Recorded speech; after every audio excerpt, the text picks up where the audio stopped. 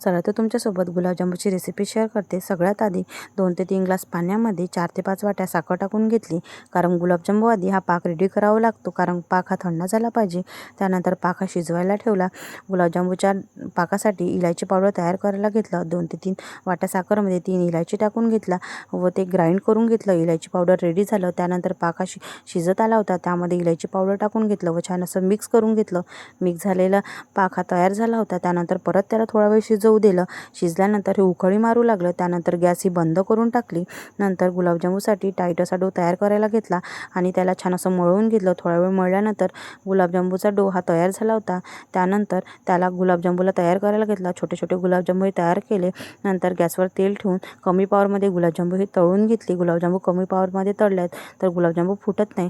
नंतर गुलाबजामुन हे रेडी झाले होते, त्याला पाकामध्ये टाकले व छान असे मिक्स करून घेतलं। छान असे गुलाबजामुन रेडी झाले आहे। नक्की ट्राय करा। कसा वाटला व्हिडिओ नक्की सांगा। भेटूया पुढच्या व्लॉगमध्ये। Thank you so much.